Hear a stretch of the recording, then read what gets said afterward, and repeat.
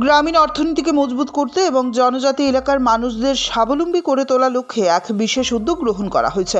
প্রধানমন্ত্রী কৃষি সিঞ্চাই যোজনার অধীনে শান্তিরবাজার মহকুমার ৩৬ জন সুবিধাভোগীর হাতে গরু তুলে দেওয়া হয়। এই প্রকল্পের মূল লক্ষ্য গ্রামের মানুষদের আর্থিক সচ্ছলতা বৃদ্ধি করা। আজ বগাফা কৃষি দপ্তরের উদ্যোগে শান্তিরবাজার মহকুমার বগাফা ব্লকের মধ্য কাঁঠালিয়া এডিসি ভিলেজের প্রতি প্রসাদ পাড়ায় একটি অনুষ্ঠানের মাধ্যমে গরু বিতরণ করা হয়। উল্লেখ্য, কাঁঠালিয়া এবং মধ্য কাঁঠালিয়াতে এই প্রকল্পের এটি শেষ বছর। মধ্য কাঁঠালিয়ার প্রাক্তন ভিলেজ চেয়ারম্যান জিতেন্দ্র রিয়াং এবং শান্তিরবাজার কৃষি দপ্তরের যৌথ প্রচেষ্টায় এই পরিকল্পনাকে সফলভাবে রূপ দেওয়া হয়েছে।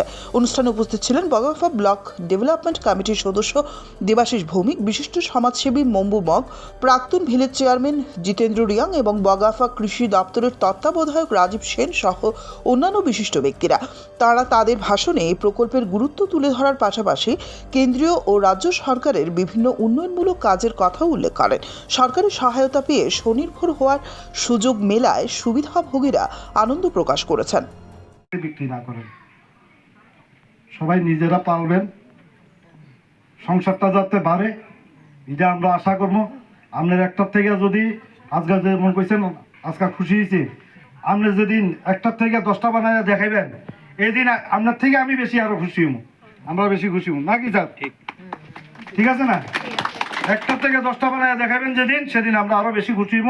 স্যার তারা দেখবেন যে আপনারা তোকায়া, আপনারা অন্তত তোকায়া বেনিফিট কোনো যদি বেনিফিশিয়ারি আইয়ে আপনারা সবাই রাখে দিব, স্যারই রেখে কইব যে ট্রেনারই দিতে হইব। তো এই চিন্তাধারাটা রাখবেন, মানে নিজেরে দাঁড়াইতে নিজের মানে পরিশ্রম করে ইনকাম করবেন, দেখবেন এটার আনন্দটাই আলাদা, যার আনন্দটা আলাদা থাকে।